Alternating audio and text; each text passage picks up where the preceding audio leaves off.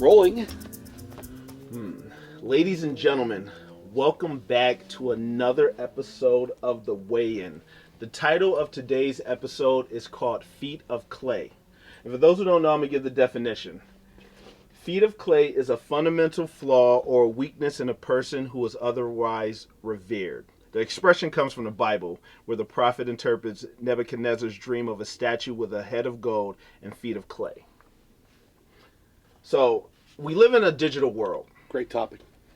Where, if you ever heard that expression, everybody's social media post is the highlights, and you never see the downside. You never see the hard work that people put in. Sure. You never see people's bad days. So we kind of get this public digital image of everybody's being perfect. Nobody wants to admit guilt. Nobody wants to admit their own hand in something that didn't turn out right. Well, if you're a big-time player these days, and you do fall, you do something wrong, Yeah, you're in more trouble. It happens a lot, actually, because people don't know how to not be so active on the internet with all their activity of the day. So they're actually like their own worst enemy, because they're going to make bad remarks when the paparazzis follow them or it Leaving pops the up in the digital news. paper trail. Yeah, sure. I mean, another example of some of the weirdness that the internet's added to the whole world. It's just added more to a Wild Wild West type of attitude. Yes. If you're in a certain form of this world right now, there's no slowing people down. And we're normal people, so we work hard for what we do. But everybody else is just out of control. And sometimes the negative press is actually as good as the good press. Yeah. People definitely, it's called spin, Yep. where people take like the negative press and then they put their own spin on it, where it kind of like, it showcases, a different side of what the narrative is. And people do that a lot. And it's just, why don't you just own up? If you made a mistake, own up. And now we do live in a time where people do get crucified for the smallest things. We do live in a time where everybody's digging in the past. It's so magnified. Yeah, they find everything. In the digital past, and he said this, and we're not allowing people to grow in society. We're saying if he did this 15 years ago, then he needs to be lambasted and crucified for these things. He didn't get a chance to grow, which is BS. I know it's BS. It's a total form of bullshit. There's no doubt about it. But look, we live in an era now where in the future, everything's going to be based on bits. Bits of information, bits of money, bits of coins. Yes. Who's compiling all of these bits? Well, it's everybody who's participating in the constructing of these bits. Okay. And obviously, so that's all of us. Yeah, we're all responsible. Every single one of us, even though I have a ton of photos and things on my phone that I have no intentions of doing anything with, but they all say history. They all have history behind them. They all got points in life. They all have a meaning that connects to something. But I was getting at is, though, because of the technology that we're in right now, some of these people have a tendency we revere them up this high, they become clay. They start to melt like a wax candle because they don't know how to get their foot out of their mouth in this world we live in, which is all this bits of information. So it's bad. It's bad. I don't know where you could go with it. There's huge saturation of people's lives. And nobody says that everybody that you see on TV, anybody that you see in movies, anybody that you see on the internet in some capacity is a role model. Are they supposed to be? Well, if you're that big, I think you're supposed to be. I mean, you think it's an unspoken rule? Yeah, because you like some of these girls have like a freaking 6 million followers and shit. Yeah. I mean, come on now. What are you talking about? Yeah, like, you can't. You can't. You are a role model. Do you like it or not? True. I mean, when you're smaller, it's good to be a role model because we try to be role models. You can say, absolutely. I try in my life. I know you do also.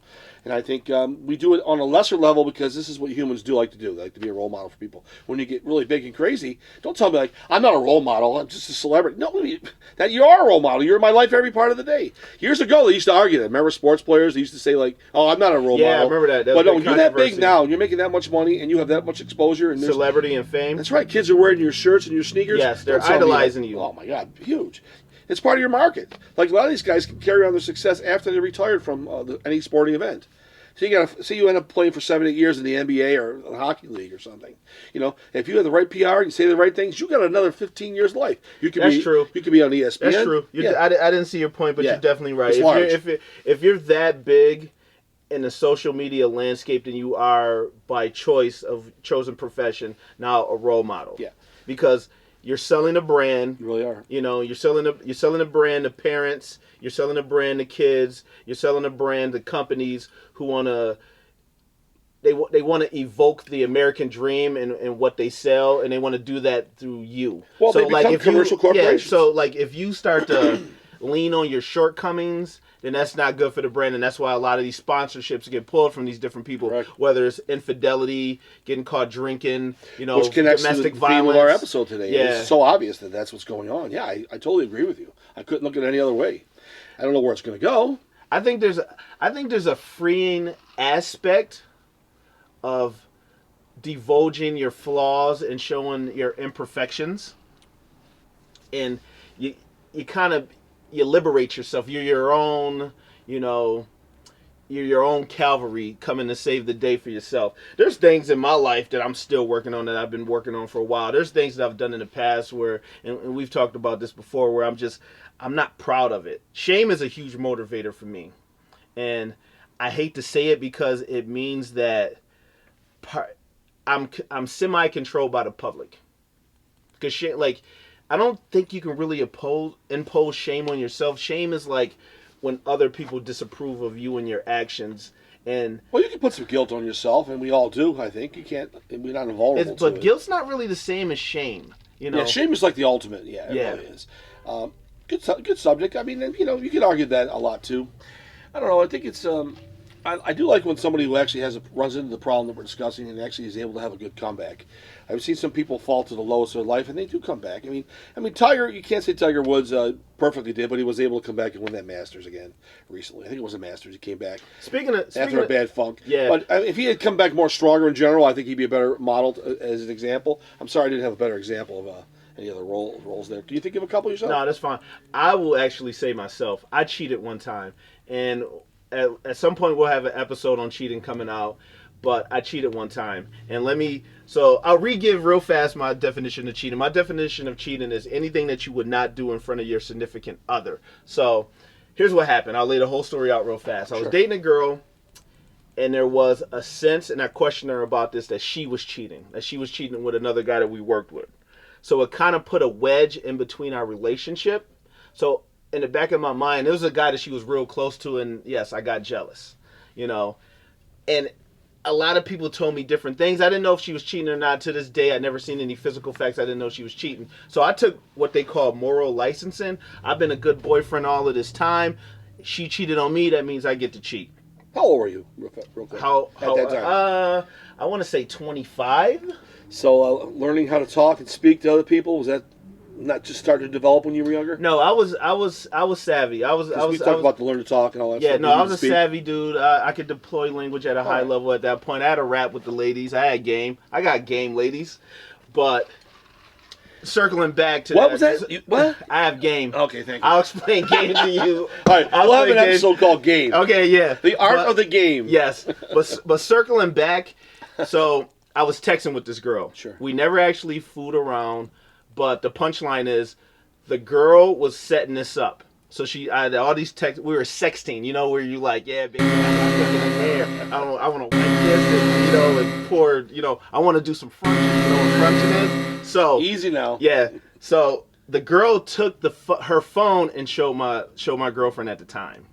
So my girlfriend. Yes, she played it smooth. She's a Black Widow. She was very strategic. She's definitely a blackjack player. She wanted to break our relationship. Black Widow. So she wanted to Natasha Romanoff. She wanted to break our relationship up. So my girl was crying. Yeah. I was ashamed. I felt very small as a man. And it's crazy. It hit you. You weren't too cocky where you could fight it off. No, I didn't, because I was wrong. It was indefensible. I love that, man. And that's so nice to hear. I felt so small as a man that all of that moral licensing that I took, weeks prior, it was just deflated. It was just ripped right out of me. I'm like, what did I do? I felt like a scumbag. I felt like a little, weak, tiny man, and I never wanted to feel like that again. So that is the only instance and to what degree I've ever cheated in my life. You learned a lot from that? I definitely learned a lot. You cheated? How many other times have you cheated? Never. That was it. Well, this was a steady. That was the first and only. Anytime I've been upfront about, I'm polyamorous. I like that, I can have a girlfriend, but I like to have sex with a lot of women. I'm always upfront about that with the women who I may be casually sleeping with.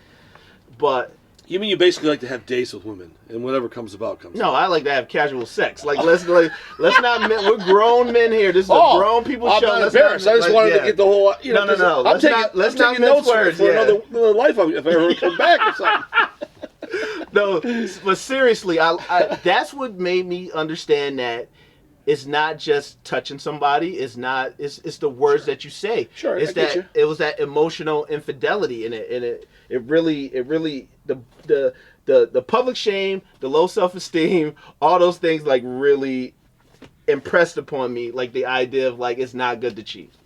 Well, hey, we talked about it before. If you're and having it exposed too, common sense, you know not to fucking cheat. Yeah, and having it exposed because this is all people that work. We all work in the same store, so the whole store knew. Wow. So you get that side eye of like. Did that relationship just blow up in a heartbeat because of that? Is that just like was that crashing and burning like in the next day? No. What happened was you saved the day, or you lumped up the guy. No, the guy was me. I was the guy. We're not even talking about the other guy. We're talking about like trying to get with the girl. But she ghosted me. Like she didn't return my phone calls. I couldn't find her. I couldn't get to her, which hurt me because I'm now doing the baby please take me back. James Brown song. Yeah, trying to get back in her good graces, and it took a while. We did get back, and we went through stuff, here and there. But I've moved on past that. But I did learn a lot from that incident and that whole relationship. That really made me a better man. Oh yeah, and not saying that you should have to cheat in any way to become a better man. But you do need some life experiences like that. You can't be a better man if you don't have some experience. And if I would have never got caught, if she would have never exposed me to everybody else, I probably would have kept on doing it, and I would have been able to hold up my shiny reputation as being this good guy. But like I took an L there. And I didn't want to take an L again. Well, it's probably good that it came at that age, that early stage when you were, when you were younger, because if you were able to hold that off and not really, deal with that for say 2 or 3 additional times, whatever it might be, it would make you a real kind of a ugly person in many ways. It would have been programmed to the software by then, so there would have been no reflection. So that's one of those things you got to definitely you can't reflect on. You would have been locked in. We can't move it. It's like a file you can't throw in the trash. Yeah, I mean it's so sometimes it's important and very powerful experiences like that. It's good to experience them as a young person. Like you deal with death when you're younger too, and then not that it's a little off subject, but it's why your parents will take it sometimes to a wake sometimes because all these things need to be learned. They have to be learned. You don't want to customs and customs of being a human. Yes. It's all about humanity. Humanity's complex because we deal with a reality where the deers and the other mammals out there they only deal in just the everyday needs. We do that and we take it a step further. I think most because people we have too much intelligence in the cranium there. Going back to Hollywood, going back to society in general and its reflection on Hollywood and how people hold themselves up. I think most people need to understand that all these celebrities, all of these, social media influencers are all humans too. Sure, they make mistakes. Sure. They have bad days. They have bad hair days. They vomit. They take dumps. They do all the things that you do. Just at a higher tax bracket. Those celebrities are more scared of losing social capital than us regular folk. And they have a lot more at stake. There's a lot more. Too. There's a we take a little movie once in a while. We can deal contracts. With it. Yeah. We can lose social capital. Oh, the neighbor doesn't like me because I didn't mow my lawn. Fine, he'll get over it. That happens out there with agents. The agents don't want to talk to each other. You won't be getting a call for. Yeah, you won't. You won't get no table reads. You ever know? You wonder sometimes about that too, where like people who are. That used to be regulars in films from the early 2000s or so. They get circulated out of films. They don't get a chance to be lead roles again. Then they're relegated to co-starring. Yes. And then they're gone. And you see him every now out of the blue. You go, why is he not working again? You wonder. Maybe that guy had a couple DWIs. Was he? Not only that, he had some DWIs. If it was not an official DWI, he derailed himself in the world that he lives in. And he knocked his cred down a notch. And that's the powerful become meek. Thinking about one of the biggest stars in Hollywood as of a few years ago, Johnny Depp. Yeah. So I wasn't there, so I don't know, but the going, what he was charged for was beating his wife, Amber Heard, at the time. I believe they're definitely separated. They're definitely divorced. Oh, yeah, it's over now. Johnny was held on such a high pedestal. Now he can't even, I don't think he can get work. He's been in some movies where they already had him contractually obligated to complete the film, but not anymore. Well, they put think about House of Cards guy, the lead, Kevin Spacey. They pulled him from that one movie completely. Yeah. They reshot the movie. Digitally replaced his face. Yeah. Now, obviously, these people, they did things that were, terrible, if they did or not. Once again, I wasn't there for Spacey either.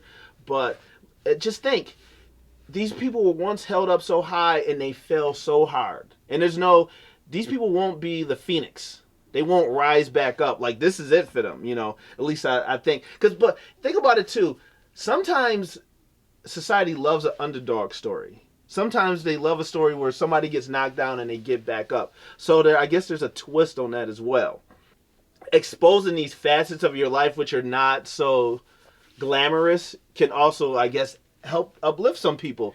Get their career back up. Think about all the girls who put out sex tapes, and all of a sudden they're superstars. It's very common. I haven't heard much about it in these recent times, but there was the Kim Kardashian one. Of course, one of the pioneer ones. Paris had one. Yeah, and a few other people did. What's her name? Kate Moss had one. Yeah. When all the files were stolen on the whole cell phone thing and shit, whatever it was.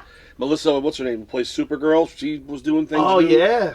Wrapping up, I always say, if there's something out there that you feel is going to be shameful, do it like the Eminem rap battle. Just expose it yourself. You might as well just leak it yourself, get it out there, and it can't be used against you. Yeah, But everybody has feet of clay. Nobody's perfect. That was the weigh-in. Weigh-in.